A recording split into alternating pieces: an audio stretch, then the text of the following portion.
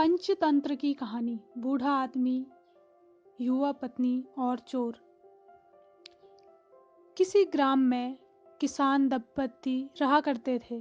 किसान तो वृद्ध था, पर उसकी पत्नी युवती थी। अपने पति से संतुष्ट न रहने के कारण किसान की पत्नी सदा परपुरुष की टोह में रहती थी। इस कारण एक क्षण भी घर में नहीं ठहरती थी। एक दिन किसी ठग ने उसको घर से निकलते हुए देख लिया। उसने उसका पीछा किया और जब देखा कि वह एकांत में पहुंच गई तो उसके सम्मुख जाकर उससे कहा, देखो, मेरी पत्नी का देहांत हो चुका है। मैं तुम पर अनुरक्त हूँ, मेरे साथ चलो। वह बोली,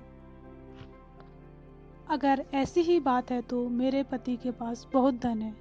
वृद्धावस्था के कारण वह हिलडुल नहीं सकता। मैं उसको लेकर आती हूँ, जिससे कि हमारा भविष्य सुखमय बीते।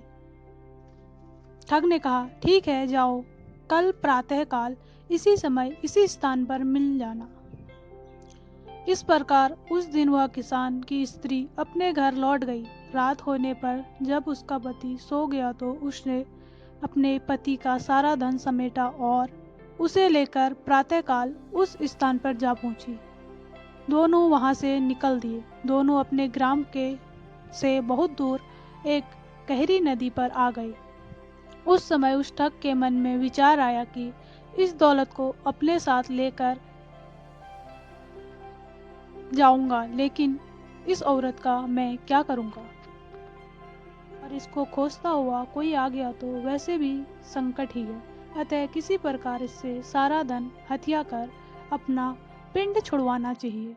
यह विचार कर उसने कहा, नदी बहुत गहरी है, पहले मैं गठरी को उस पार रख आता हूँ, फिर तुमको अपनी पीठ में लादकर उस पार ले चलूंगा। दोनों को एक साथ ले चलना कठिन है। युवती ने कहा, ठीक है, ऐसा ही करो।